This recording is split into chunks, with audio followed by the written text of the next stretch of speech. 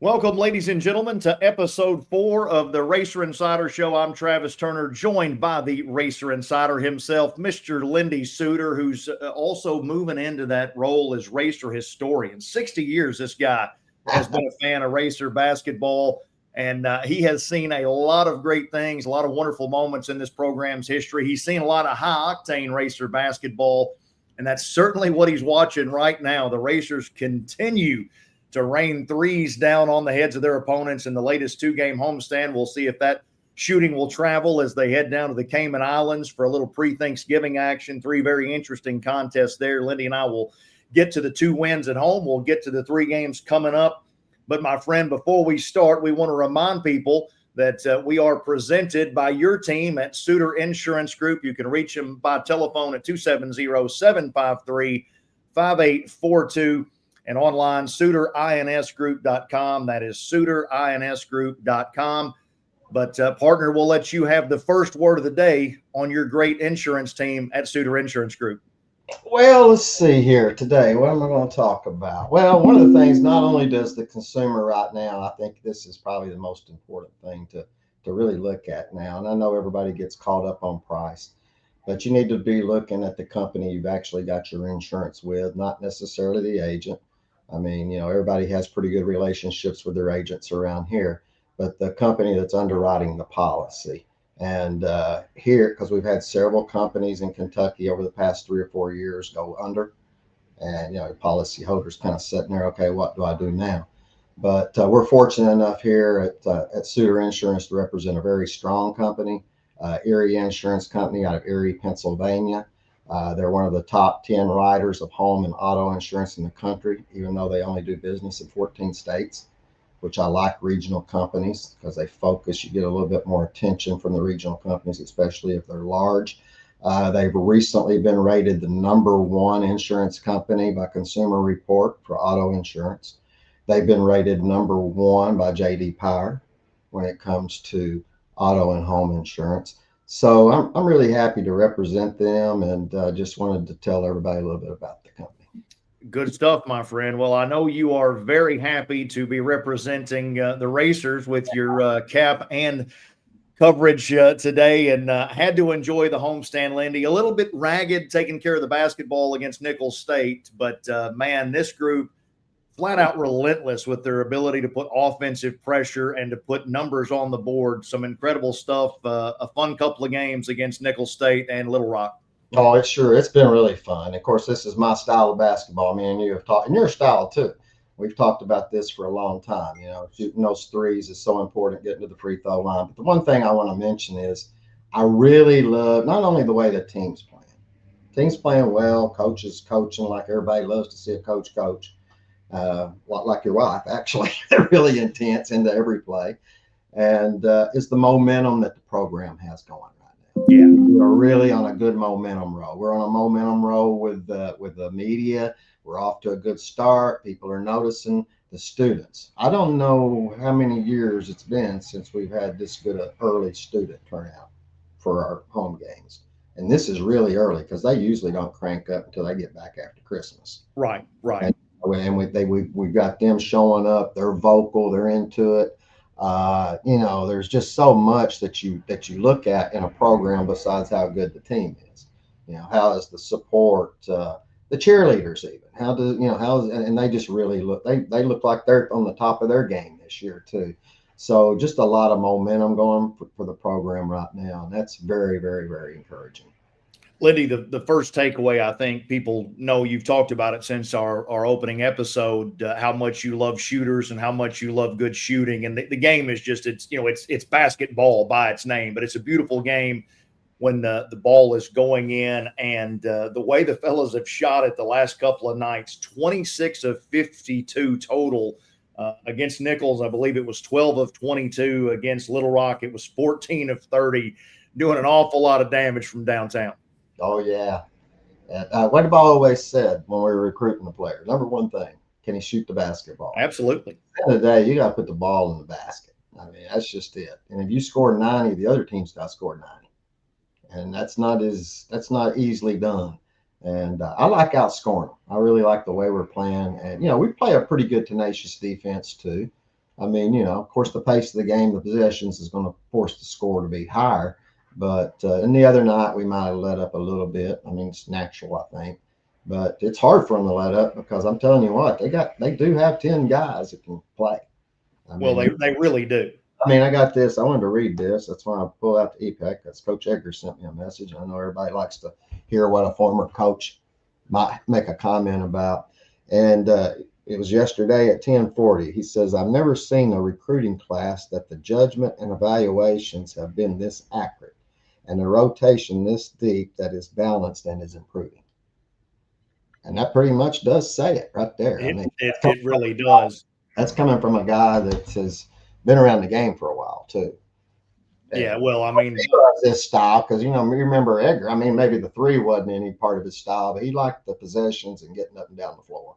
yeah, they well, of course, Coach Edgar coming from Nolan Richardson's program at Arkansas, and I mean that era when Coach Edgar was here and his best teams would have been very unpleasant to play against. The pressure that they were able to apply, they were really relentless in terms of their nature. But I think the point that I like best there, Lindy, and what he shared with you is the idea that they nailed it with all these guys. I mean, and it's a thing where you hear coaches all the time at all levels talk about playing complementary basketball. And when you look at offense in particular, you need scoring at all three levels in the modern game. We'll talk about threes and frees in just a minute, but you have to be able to get to the basket. You have to be able to finish in the restricted area. You have to be able to draw fouls, get to the foul line, be efficient there. But this is a world where you have to be able to stretch the floor, space the floor, and make the three-point shot. And you have a bunch of guys that whether they are all good at everything or not is not important. You'd love it if they were, but because you do have enough guys to space and stretch, you have enough guys that can carve out space and finish around the basket. You have enough guys that can drive it, get to the rim, get to the foul line. And when you're able to deploy that way, and that, of course, pushes to the defensive end. And yes, folks, when you think about how well they are not playing defense, don't think about points per game. Think about efficiency stats. What are they giving up per possession? But more importantly, they want to play a pressure style of defense. Even in the half court, they want the opponent to shoot quickly. They want the ball back because they're going to go score. Possession, possession, possession. That's how that momentum is built. And they're really doing a great job with that relentless nature on both ends. And what it's going to owe itself to, and you're seeing this materialize, they're going to have stretches where there'll be some lulls. They may even be getting outscored 8-6. But when it pops, it's going to be 20-4. It's going to be 18-2. And that separation ability is really incredible. Yes, it is. Spurtability, whatever you want to call it. This team can do it at any time. The other night, in fact, just about every game they have gone through that spell where they have done that. And that's not as easy as it sounds to have that. But like you said, you can be in a 4-point game, all of a sudden it's 12 or 14 because Braden's made 2 threes, or Miller, I think he's shooting the ball really good. That's been really. I was a little concerned about just because he had fell off last year on his shooting with his injury. Right. And probably didn't get but now I'm getting really confident in his 3-point shooting ability too. So, well, Lindy, they are very confident. You see that with the way they release it. But talking about the modern game, guys, and I'll share this note in terms of the depth. The 10 guys in the rotation, you have 10 players averaging between 4.8 points a game and 18.8 points a game, and you've got a bunch of guys, well, all 10 guys probably capable of double figures. One of the things I thought was great about the Little Rock game, it was KJ Tenner's best game of the year. Yes, that was huge. But the modern game, folks, I shared this with Lindy. You look at the game against Little Rock in particular and the margin against Nicholls. We, on the women's side, we track threes and frees. We want to win 3-point shots and free throws combined. We want to win that number big if we can every night. We don't foul. We don't send the other team to the line. We try to get there. And then again, we want to make the three and we want to defend the three. The advantage against Nicholls in threes and frees was 61-35. And that 26-point margin is huge. And that's going to give you the win most of the time. But Little Rock only took 6 threes. And I said to Lindy, you can't play modern basketball that way. You cannot do it. The Racers outscored them 59-18 on threes and frees. That's an advantage of 41 points. That means Little Rock would have to make 21 more twos to erase that margin. That ain't going to happen. Oh, what an amazing stat that is. That's a heck of a statistic right there. I mean, what are we shooting from three, did you say, in the last few games? Well, Lindy, it's 50% on 52 attempts. I would think the free throw percentage is really up there good, too. Well, let's see. We were 25 of 30. That's 83% against Nicholls. And then against Little Rock, 17 to 23. So down a little bit there. But again, 42 made free throws. And that's the thing. We want to shoot a great percentage, but it's makes. Yeah, so if you keep getting to the foul line, that's the deal. But I told Lindy, when you make 26 threes on 52 attempts, that is 78 points on 52 shots. You would have to make 39 of 52 twos to get to 78 points. That's the value of the shot. That'd be a heck of a percentage right there. Yeah. Oh, you're right, Travis. And, in fact, if you go back and look at the teams that we've had in the past when we were really good, I mean, we shot the three good, and you had Tevin Brown that could hit 5 or 6 of them in a night. Yep. And then, the teams that have been weak have really struggled from the 3-point range and the free throw line. Well, and any level of one-dimensional, Lindy, is going to be a problem. Yes. Because I think what teams are facing, and this is going to sound kind of crazy when you think about it, but I get why people have said maybe we'll give them a little bit more room, because Fred King is such a presence around the basket. Roman is so good at getting to the basket. That's something that Matisse does very well. Javon Jackson is great at driving it. So you understand, hey, we want to keep them from getting 2 feet in the paint and getting those deep post touches. But again, when you have a team, because the Racers after this recent run, because we didn't shoot it great by percentage early, but what this has done now is you have a group that on the season is 49.4% overall, but now to nearly 39% from three, 79% at the foul line. But look, when a team shoots 39% from three, you got to go guard them, which again means the floor is spaced to get to the basket, to get it in the post. The complementary nature of the offense making them really hard to guard. Oh, yeah, because we got those guys that inside can score. I mean, Fred can score. Dylan's been really a lot better than I expected to. He's playing very well. And then, like you said, with Doman inside and JJ Traynor, he's really good in that paint from about 5 feet. That little jump hook he's got. I bet he hits that 75% of the time. But again, when you look at what was our shot attempts per player the other night? I'm just curious. I didn't really look at it. Well, Lindy, it's just all spread out. I know, and that's what keeps happening every night. Is I think Mason only took 1 3 the other night. Of course, he made it. Of course, he has a 4 for 6, I think, the night before. Braden didn't have that many against Nicholls, but he has 4 the other night. And of course, it's Javon is killing people because they're scouting him for the drive, and he had a 3-triple night again. 3-point shooting has been really, I don't know what he's shooting from 3-point right now. I haven't looked at statistic, but last year he probably was a 31% shooter from 3. It was 30.6. Yeah, and this year he's got to be in the mid-30s at least, I would think. Yeah, and he's just, he's had these nights where he's 3 for 6, he's 2 for 3, he's 2 for 4. Deadly from the free throw line. And he's one of the better, like you said, probably one of the better guys at getting the ball to the rim. Yes. Well, I mean, he's already, I think, shot at least 8 free throws 3 different times. Yeah, that's huge. I mean, for a 6'3" guard, that's tremendous. He was Missouri Valley Player of the Week last week, I think. And deservedly so. I mean, this is a guy, and this is the thing about all of the fellas in terms of the way they've embraced the rotation. And remember, if players have grown up as stars, they are used to being on the floor all the time. And they're not worried about a shift where we can find momentum. But these guys have been able to, playing in 2.5, 3-minute stretches. Sometimes if they get a double shift, maybe they're playing 5 in a row, but they're just flowing and embracing what they're doing. And again, fresh legs for our guys, especially. I think you're seeing that in second halves. Oh, no question. You've got to. I mean, when you can throw 10 guys out there, you're going to wear the other team out most of the time.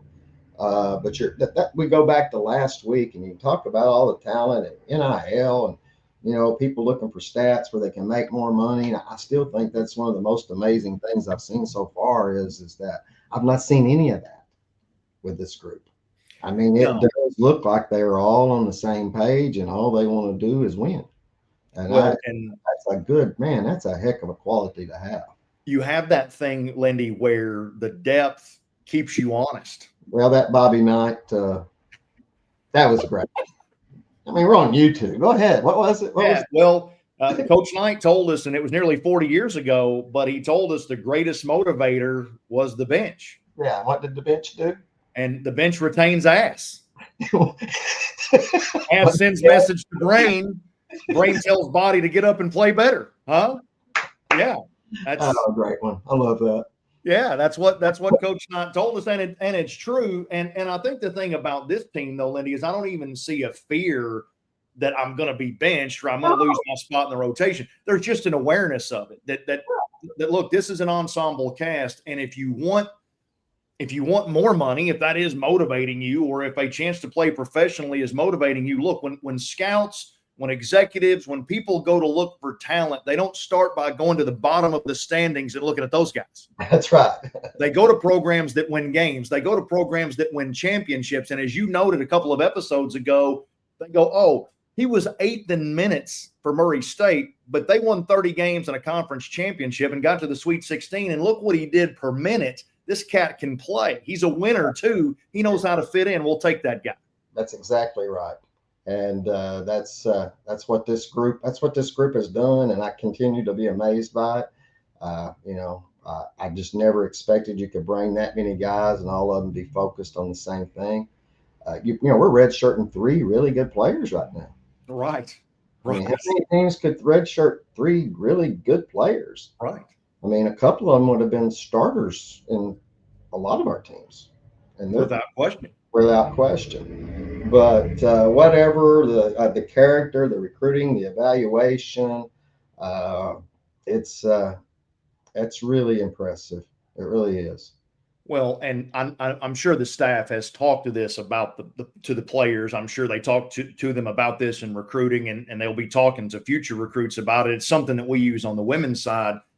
When you play so many more possessions, when you're playing 90 to 95 possessions a game, then we talk to players about the possessions they can play, the opportunities that what they will have. Because if you're a team that plays 65 possessions, well, you may be playing 32 minutes, but you're not getting any more possessions than a guy playing 24 minutes for this 92 possession team. And so tempo matters. And one of the things that's happening in basketball, Lindy, I know most of our fans probably that follow the Racers are college basketball fans more than they are NBA fans. But when you track the NBA right now is playing at perhaps the highest and greatest pace in its history.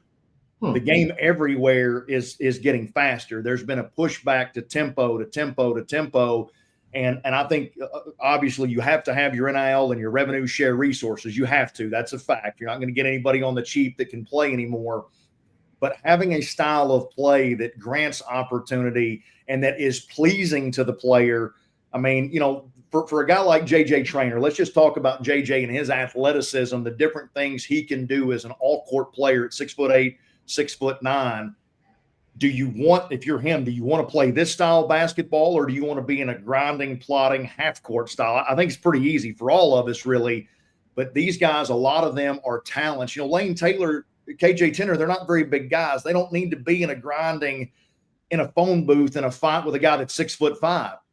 But an open floor, spaced out floor, they cause a lot of trouble, and they're having a lot of fun doing it. They're very crafty. And KJ is he's as quick as you can get. I mean, he can blow by you in a minute.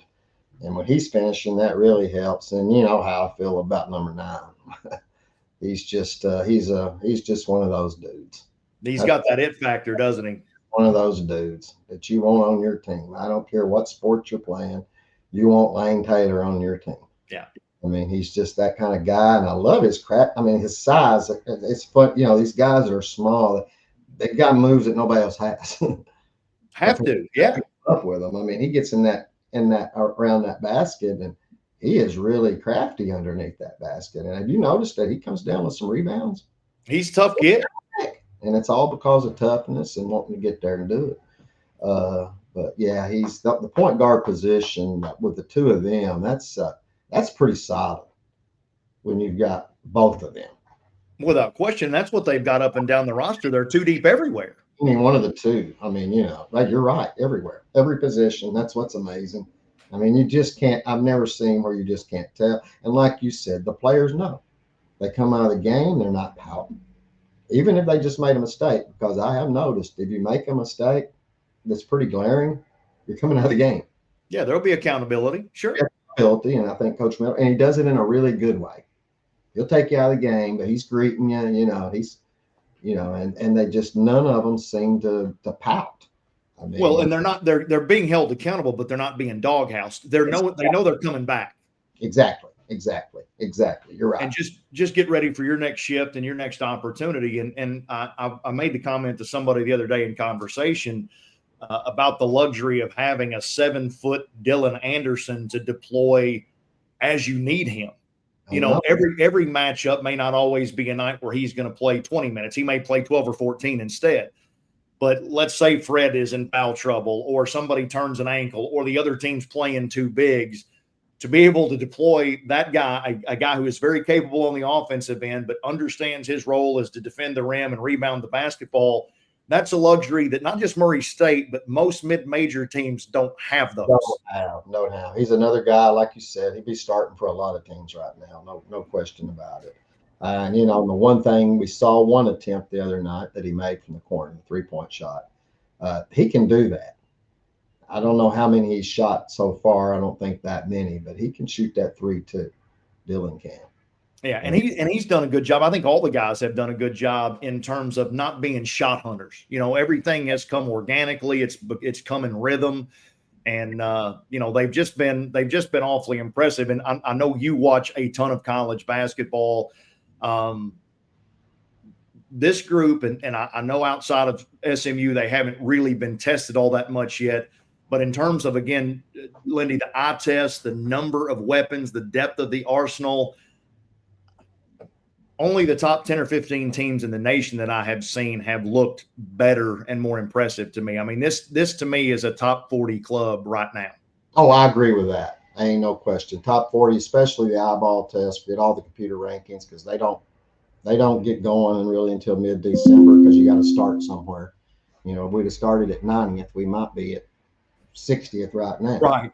Who knows? But we had to start. I think they put us at 138 or 140 before we played a game, and I think we're almost breaking the top 100. I think my prediction by the end of November, we'd be in the top 75. I probably should have said mid-December, because it takes a little bit longer. Right. These 3 games coming up could be huge for Ken Pom too. Yeah, they really will be. They're going to be huge games, and every one of them is winnable, and probably every one of them could be losable. But you're right. The eyeball. I told somebody the other day, I'm not scared of anybody. Shouldn't be. Not even the number 1 team in the country, and I don't even know who it is right now. I don't even know who the number 1 team in the country is right now.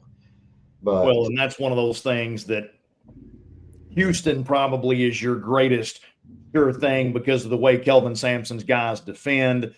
But the group at the top, there's so many of these teams, Duke, of course, the Boozer twins, and Cameron is going to be a National Player of the Year candidate. Duke obviously is very good. Alabama's been very impressive a couple of times. UConn, Arizona, Purdue. I mean, we've got a lot of really good teams. But, Lindy, I think as we've talked, again and again and again, the depth of offense and the depth of the roster and the size and length presence, it's Power 4 looking kind of stuff. That's what I'd say. That's what I'm looking at. I mean, we proved that when we went and played SMU. ACC team, you look out on the floor, matchups, quickness, pretty much even. I mean, size-wise, obviously, we stack up with just about anybody at size. The only place I guess we'd probably be a little bit short would be at the point guard position. Right. And that'll probably, like I've said before, it'll be interesting as the season goes on. But them dudes cause a lot of problems too. I mean, absolutely they do. You better be a good defender. That's all I got to say. And you made the comment to me last night, and I had started to look into the Cayman Islands trip, but it got my attention when you said to me, these games could be interesting. And so I started to dive in preparation for our conversation this morning. And, Middle Tennessee obviously is is a program that has been terrific at times over the years. Middle is one of those programs with their men's program in particular. Sometimes I think they should be better than they are. But certainly it's a dangerous club. Now, they have not played a real challenging schedule out of the gate. They lost at Michigan. That was their first real test for them. They, of the three opponents, are the club that probably scores it the least efficiently. They've got some depth there. They're led by Kamari Lands. He averages 16 points a contest, nearly 5 rebounds, 9 of 25 from 3. Javin Carter, 15.5 points a game for him. Sean Smith averaging 11. Torrey Alston gives them 7 points and 6 rebounds a night in 18 minutes. Chris Loof, 8.8 and 5.8. They got a couple of guys, Alec Oglesby, and Trey Green, who are sort of their three-point specialists. Those guys have combined for 15 of 44 from deep so far, but 0.972 points per possession, Lindy, which well below the Racers at 1.073. I got to tell people about Larry Johnson at McNeese State real quick.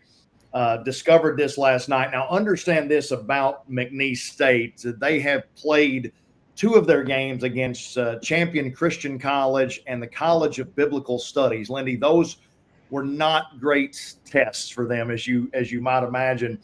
But they have a win over Louisiana. They have a loss to a pretty good Santa Clara team. But they have a freshman guard named Larry Johnson, and I'm sure Coach Miller and the Creighton-based staff familiar with this young man. He actually signed with Creighton out of high school, never played there, had a host of high-level opportunities. This kid is coming off the bench for McNeese. He's 6'4". He is a physical marvel. He is 31 of 36, Lindy, on 2-point shots. Or he's only 2 of 9 from 3. He's also made 29 of 29 at the foul line. And of his 2-point baskets, I watched everything on Synergy. They are either a driving layup, a dunk, or a lob dunk. And this guy is a human highlight film, 6'4" left-hander. Going to have to turn him into a jump shooter, but averaging 24.5 points a game in just 18.5 minutes. Wow. But he's a fun watch. Tyshawn Archie gives him 14 a game. DJ Richards Jr., 11.3. He's 9 of 16 from 3, so he can really shoot it. Garway Duell, 23 assists to lead the team there. And Jacob Fredson Cole, 7.8 rebounds a contest. He is their leading rebounder. But the team that interests me most, my friend, is George Washington. They seem to be a very similar roster, a very similar club to the Murray State Racers. Heavy on portal guys that have been elsewhere, that have a lot of college basketball experience. I told you the Racers, they're averaging over 94 points a game. George Washington is at nearly 92, and they are at 1.068 points per possession, very similar to the Racers number. I think I said 1.073 there. But they have 9 guys averaging between 8 points and 15.3 points per game. Garrett Johnson is that leading scorer, 15.3 for him, 8 of 18 from 3 so far. They got a big fella, Rafael Castro, was once at Providence, real fine player, 13.8 and 8.4 rebounds a game. And then a veteran guard, well-traveled Trey Dinkins, 12.6 points a game, 15 of 34 from 3.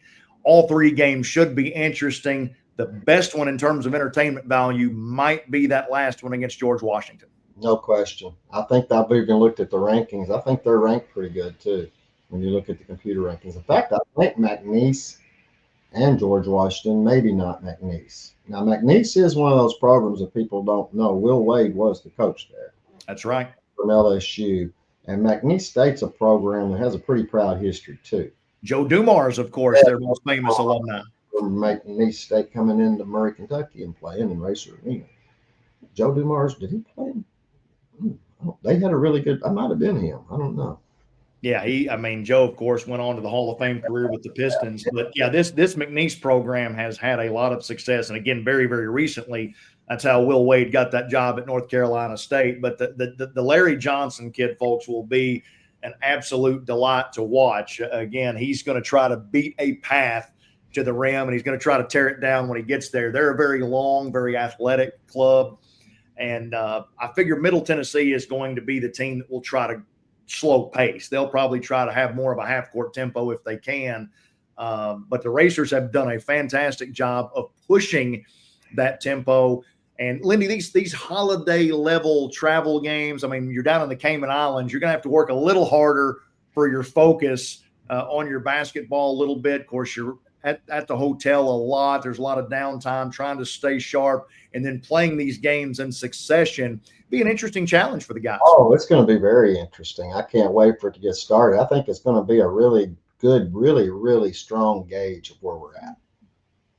And they're at a pretty good place. Yeah, if we go there and win 3, which to me, that would be a heck of an accomplishment. I don't care how good we are right now. That George Washington team is really good too, like you said. And McNeese State's good. Middle's always, like you said, probably one of the most underperforming programs in 3 or 4 states. Yeah, they should be better. Yeah, Western too. Throw them in there with Middle. They're big rivals. Just a little needle there. Little big rival. Hey, you do count old OVC victories still, don't you? Yeah. I sure do. You don't ever get tired of beating those guys. So a really good, as Lindy said, a really good measuring stick trip for the fellas as they go down there. And George Washington has already played a 99-95 game with South Florida. So I think there's a really good chance that we'll see something similar to what we had against SMU, and hopefully the Racers on the long end of that. But one thing about this too, Lindy, this is not just a measuring stick trip, but it's also a preparation trip because Missouri Valley games are coming pretty quick. Oh, they're coming right around the corner. I guess Drake's December the 18th, I think. Yeah, that's going to be here. And that's what I was thinking the other day. This is like a really strong, this 3 teams right here would be as strong as you would be playing in the Missouri Valley Conference tournament. Yes, that's a very good analogy. You played Middle, that'd be your first round game. Yep. McNeese would probably be the semifinal game, and because I would think McNeese, I haven't seen them, but I know their history, and they're a mid-level to top of the level, depending on what year Missouri Valley Conference team. Well, and George Washington would be, and so and you got Middle out of Conference USA. So, yeah. Lindy, just to give people an idea about McNeese's close loss against Santa Clara, that Santa Clara team beat the daylights out of Xavier. Yeah, they're really good. Yeah. So that was a really good basketball game there. Now, Santa Clara did do a very good job defensively against McNeese State in that one. But yes, having watched the highlights of the Johnson kid in particular, you see the athletes McNeese have. And again, as Lindy said, George Washington, to me, we talk about if you want to compare to, hey, could this team win the Missouri Valley? Would they win the Missouri Valley? If George Washington was in this league, without question, they would be the stiffest competition for the crown. They are very deep, very veteran. I mean, again, Trey Dinkins, the guard who's 15 of 34 on 3 so far, this is a guy who in 3 Division I seasons came to George Washington already having scored over 1,000 points. Yeah. So, and this is the world. It's so interesting to me. I was listening to Coach Edgar the other night. He had the Little Rock broadcast, I guess. And all of us that come from a certain time and place, and really a time and place that was just 4 or 5 years ago, when you think about roster construction and experience and continuity and so forth, we just have this idea that November is going to look like November used to look, especially against the backdrop of all these guys from somewhere else. Because again, if you go into the Murray State game notes and you get to the portion where the roster is, beside every name is joins MSU from, joins MSU from, joins MSU from. And so naturally it's like, well, it's going to take a while. It's going to take a while. So number one, the level that the Racers and a lot of other teams are playing at in November. I watched Alabama and Illinois last night from Chicago in the United Center. I didn't get this. Alabama won it. Oh, good win. You had that game earlier in the night on Fox Sports. You had UConn and Arizona went to the wire in an absolute Donnybrook. And so there's a lot of great basketball being played right now. People are going to get better, you would certainly expect. But, Lindy, it's interesting. But I think the fact that now you have so many veteran basketball players that are part of these new cores, and the skill level and the ability of people to score the basketball, particularly from range, it's a different world. And I think everybody has to kind of recalibrate how they see it, how they're thinking about it. I mean, it's not even 2020 anymore. It's a bold new world in college basketball.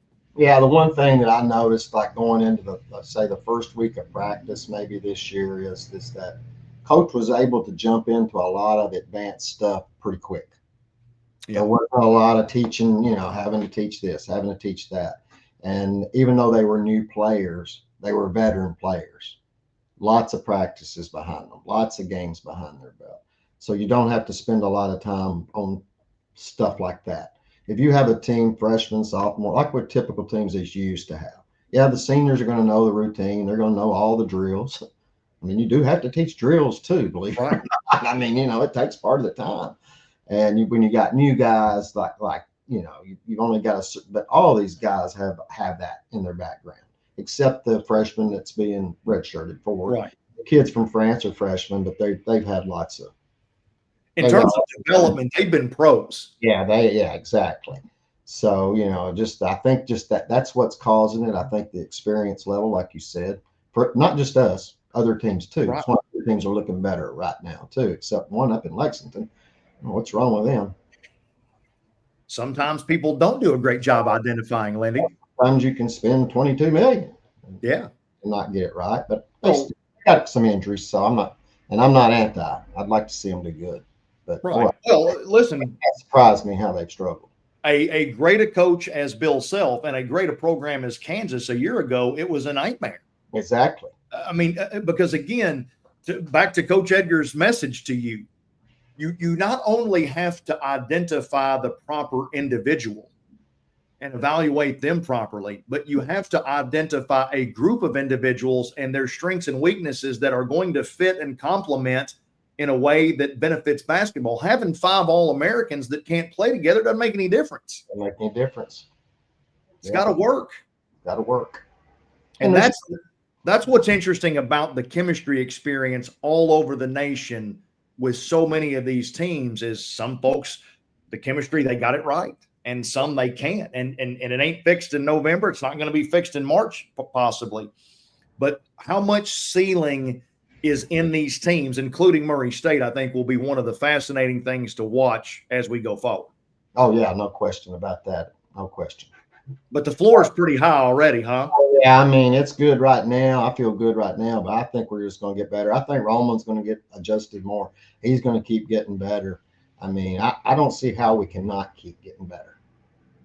I mean, I really don't. I mean, I think it's going to carry right on through the season.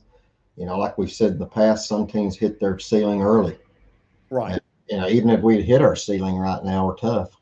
Yeah, real tough. Even if we hit it right now. And I just think we're going to get better.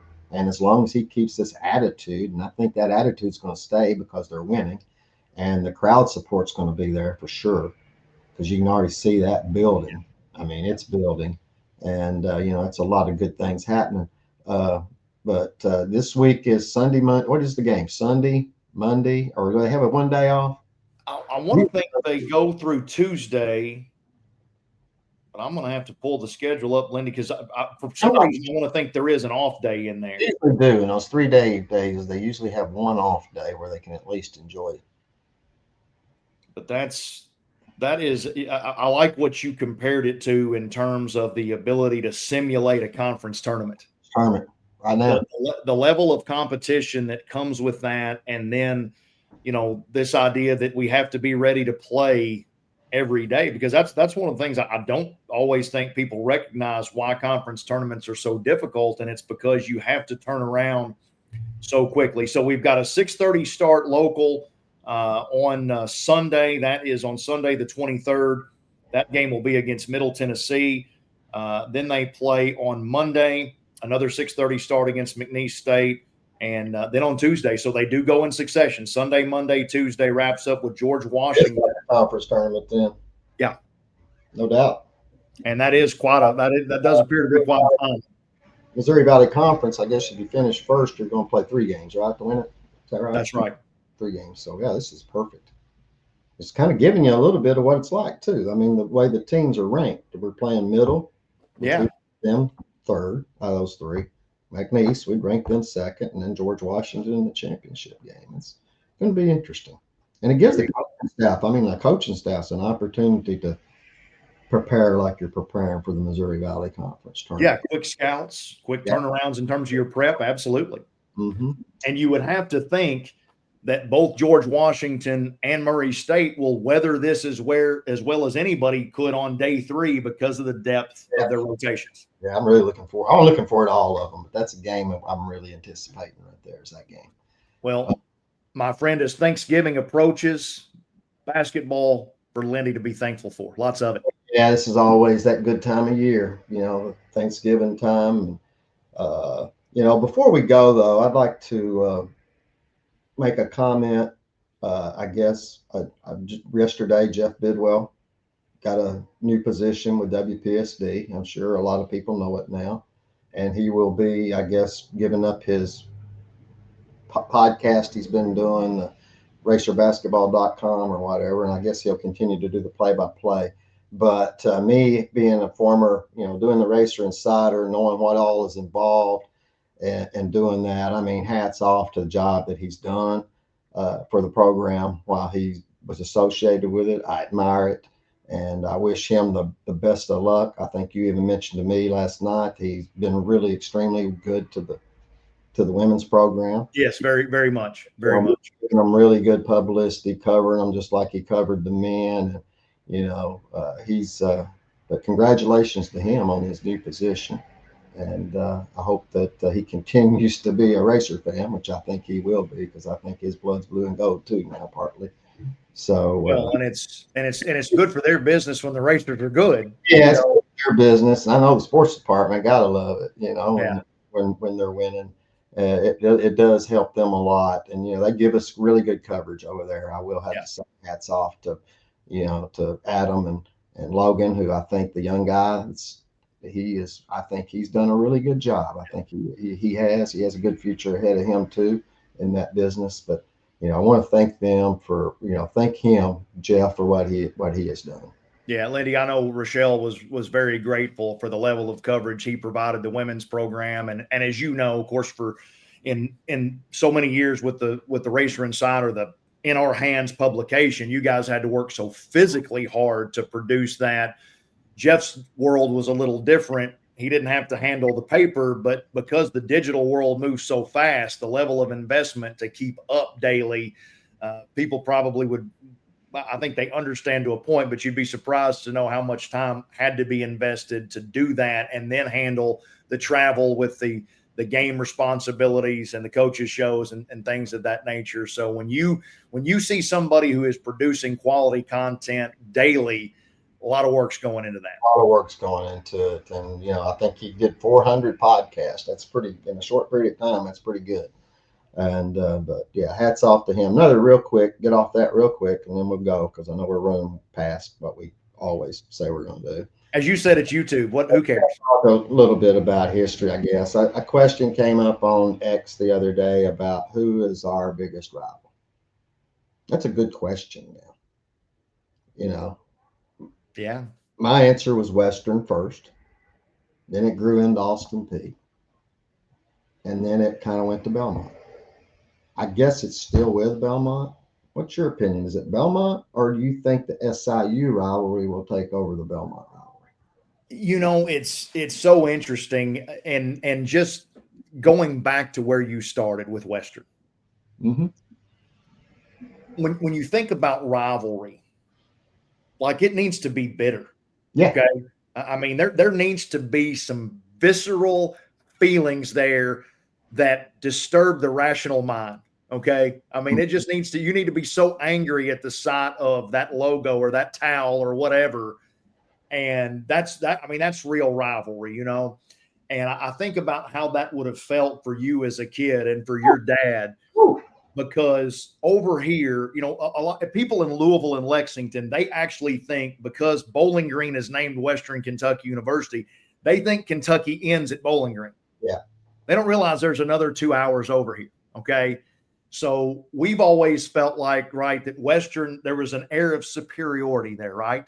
Still are for some reason. Right. Okay. So they think they're better than us. They're bigger than us. They left the OVC behind. So there's always that. And so that's all stuff that feeds that rivalry. And then you need both sides to be good. You need both sides to win some. It can't be dominated by one or the other. That's not a rivalry. It's like when Prome was here before, he dominated that. I think we talked about it. The P Right. rivalry was dying because P fans wasn't showing up because Murray was dominating the rivalry.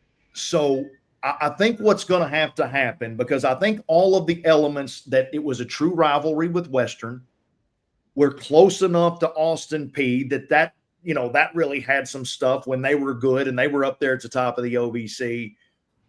I think where we're at now, are there enough people and this is not, I don't mean to disrespect Belmont. Rick Bird, unbelievable. Casey's done a great job down there. Bart Brooks, their women's coach, is awesome. But do enough people that support the Belmont program, do they care? That's exactly my answer. My answer to X was Western was the when we were playing them. Then it was P. And now I'm thinking it's Belmont or SIU. And the reason I can't go all in on Belmont is because they don't have any fans. Right. I mean, you got to go there to get pissed at them. If You know, the student section, that's all that is. And then, but the one I see happening, if both of us get, I mean, if SIU gets back to their level, that's going to be it. Yes. If both programs, it's already, that's already brewing. And I think that'll end up taking over the Belmont rivalry. I would agree. And then again, when you move into a new league like the Missouri Valley, it almost feels like you're playing the rival every night. Oh, sure. Yeah, because you got to prove yourself. Eastern Illinois, when you played, Southern Indiana, or, right. It was like, it's not a big deal. Your heart's not beating fast, but, any team in the Missouri Valley rolls in, even if it's Evansville. And that's part of the new kid on the block. But you're right. The potential for SIU, and it, maybe it could develop with Belmont if, like in the OVC days, we are the programs competing for the championship. But SIU, we've got some history with them regionally anyway. And if we're at the top of the league, the other thing would be is if somebody, regardless of location, if Murray State and School X emerges as the two fighting for the bid every year, that's when it comes. And that happened a lot in the OVC. In fact, we went through a spell really between Austin P and Belmont where it was whoever was good. Right. TSU was our rival for 2 or 3 years, if you remember. Carlos Rogers era, absolutely. Wilson's and all those guys, and then you had SEMO for 2 or 3 years, and they had Bud Ely, and their crowds were big, and they were following. And then all of a sudden, Murray started dominating that league, and all the fans for the other teams quit showing up. Yeah, it fell away. I think it was our dominance that did it. Lindy, I got to tell this, and I didn't see this happen. Of course, I was just a kid, but the Western Murray rivalry, it permeated everything, every sport. And when Coach Reagan's teams in the 70s were so good, and Western, of course, was very good, the familiarity breeding contempt. Apparently, they liked each other so little that in an OVC tournament game, while warming up during infield, Western's dugout is all over the Breads while they're taking infield. And the shortstop, who I will not name because, again, this allegedly, I didn't see it. I was just told this as Bread's legend. But the Murray State shortstop on one of the double play turns threw the relay to first into the Western dugout. That's in pregame. That's a rivalry, sir. That's like something Lindy would have done. We like that, don't we? Yeah. Well, I've been through it. Believe me, as a kid, all the way through. I mean, my dad didn't dislike anybody more than he disliked Western, and it was always the disrespect that caused the issue, and it still does today. Somehow or another, they think their program is better than ours. Their league, they're not. They're just not. They should be, but they're not. But it's like I said, and we'll go. I know we're really going, but the one thing we got going here in Murray, Kentucky, and Western Kentucky is we got people that grew up here and they stay here. Yeah. And they grow up Murray fans, they stay here. You go into Bowling Green, Kentucky, that's disappearing. I'm telling you, just like Clarksville, disappearing.